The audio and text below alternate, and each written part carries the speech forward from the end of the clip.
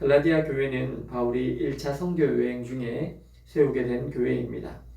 바울은 갈라디아 교회에 그리스도를 믿는 믿음만이 하나님의 새로운 공동체의 일원이 되는 조건이라고 선포하였고, 그들은 사도 바울과 그의 메시지를 열정적으로 받아들였습니다.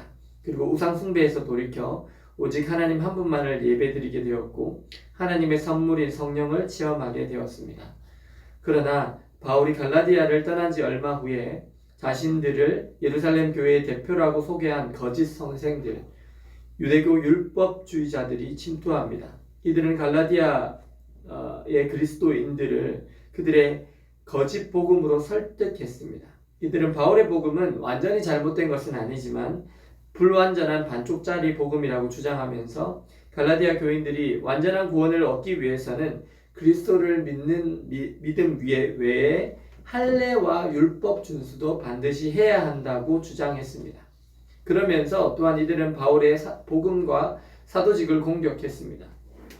그 이유는 바울이 예루살렘의 사도들에게서 복음을 전해 받았기 때문이며, 또 그 복음에서 할례와 율법의 의무를 제거하고 인간들이 믿기 쉬운 복음으로 탈바꿈시켰기 때문이라고 주장했습니다.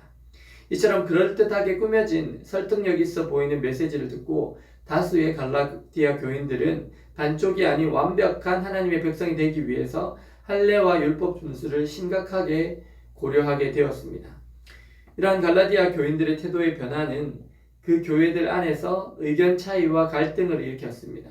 그래서 교인들 사이에 사랑의 유대 관계가 깨어져서 서로 물고 뜯는 긴박한 상황으로까지 치닫게 되었습니다. 이런 갈라디아 교회의 문제는 그들이 하나님께 받은 구원에 대한 정확한 이해가 부족했기 때문에 생겨난 것이었습니다. 이 소식을 듣게 된 바울은 편지를 써서 다시 한번 자신이 전한 복음을 정리해서 그들을 은혜 가운데 세우고자 합니다. 그 권면의 요점은 그리스도 안에서의 자유를 포기하고 율법 종교로 다시 돌아가서는 절대 안 된다라는 것입니다.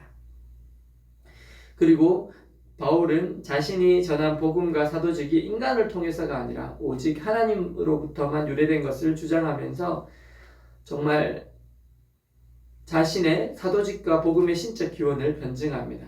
오늘 본문의 2장은 사도직 변호에 대해서 계속되는 부분인데, 특별히 2장에서는 예루살렘 공의회와 안디옥 교회 사건이 등장합니다. 바울이 이 두 사건을 여기서 언급하는 이유는 자신이 예루살렘 사도들의 복음을 변절시켰다고 하는 적재자들의 주장을 효과적으로 반박하고 자신의 복음을 보다 더 분명하게 이해시키기 위해서입니다. 예루살렘 공의회가 모이게 된 이유는 원래 안디옥 교회의 할례 논쟁 때문이었습니다. 안디옥 교회는 안 믿는 이방인 그리스도인들, 그러니까 원래 이방인이었던 사람들이 그리스도인들이 된 사람들이 많거든요.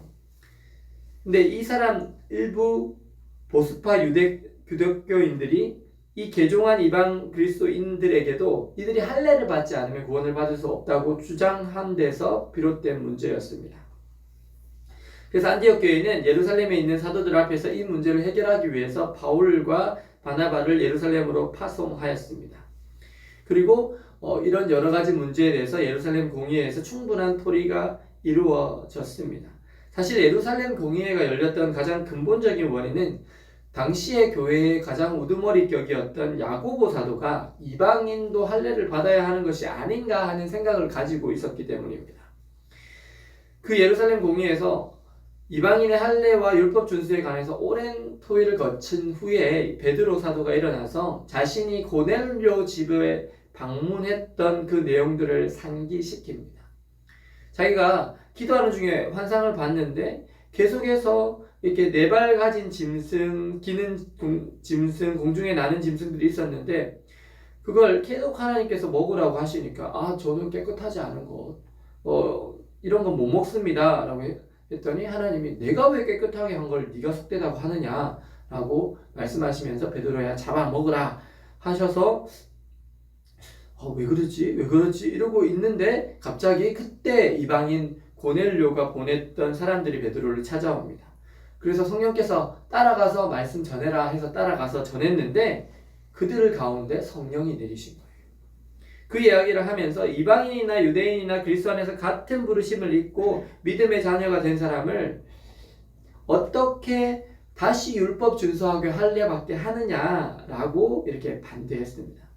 그리고는 바나바와 바울의 선교 보고 이후에 야고보 사도도 이방인 선교는 구약의 예언 성취임을 밝히면서 이방인들에게 할례와 세례받게 하는 율법을 할례를 비롯한 율법의 멍에를 메우는 것을 거부합니다. 할례와 율법 지키는 것은 신자들에게 결코 꼭 필요한 것이 아니라고 확정짓게 되었습니다. 요약하면 구원의 문제에서 유대인과 이방인이 서로 다른 길이 있다거나 유대인에 비해서 이방인의 구원이 불완전한 것이 아니라 유대인이나 이방인이나 누구든지 믿음으로서만 구원을 받는다는 사실이 확정된 것입니다. 사실 사도 바울은 엄청난 역할을 한 사도입니다. 왜냐하면 그가 아니었다면 어쩌면 지금 우리가 믿고 있는 우리들도 남자들은 다 할례를 받았어야 했을 수도 있습니다. 율법을 지켜야 한다고 교육을 받았을지도 모릅니다. 하나님께서 베드로를 유대인의 사도로 부르셨다면 그분은 사도 바울을 이방인의 사도로 부르셨습니다. 사도 바울은 적어도 자신의 부르심에 대한 분명한 확신이 있었고 그 부르심에 따라 자신의 소명을 성실하게 감당했습니다. 기독교는 예수님의 공생의 기간 동안에 가르친 3년이 전부였어요. 근데 유대교의 전통은요, 얼마 동안 이어졌을까요? 적어도 그때 당시에 1500년 이상 동안 이어져 온 것입니다. 당시 초대교회 사람들은 기독교가 율법의 할례와 예수님의 가르침 사이에서 어떻게 살아야 할 것인지에 대해서 잘 알지 못했고 그래서 분명한 정체성을 세우지 못했습니다. 그래서 예수님을 구주로 영접하고 주로 믿는 것뿐만 아니라 당시 전통적으로 행해왔던 율법을 지키고 할례를 받아야 한다는 주장이 계속해서 나오던 시기였습니다. 근데 오직 율법에 정통했고 자신이 목숨을 걸고 붙들었던 율법의 한계를 뼈저리게 경험했던 바울이 있었기에 기독교는 오직 믿음으로 예수 그리스도의 복음이면 충분하다는 오늘날의 신앙에 이르게 된 것입니다. 바울은 일평생 자신의 소명을 붙들고 살았던 사람입니다. 사랑하는 여러분, 오늘 우리의 소명은 무엇입니까? 하나님은 이 시대에 우리를 시와지역 또 정황동으로 부르셨습니다. 우리가 끊임없이 기도해야 할 것은 하나님께서 어떤 부르심으로 우리가 속한 이 땅을 섬겨가기를 원하시는가 하는 것입니다.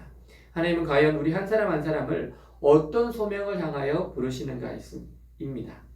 그 하나님의 부르심을 발견하는 사람이 세상에서 가장 가치 있는 인생을 살게 됩니다. 그리고 하나님께 가장 인정받는 인생이 될 줄 믿습니다.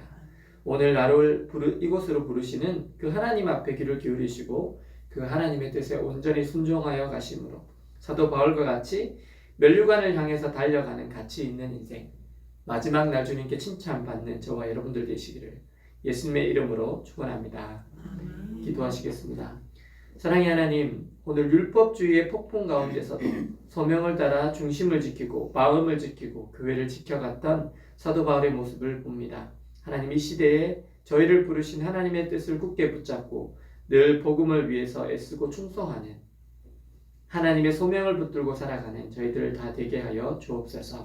그래서 하나님의 이 시대를 향하신 뜻이 우리를 통하여 이루어지게 하여 주옵소서.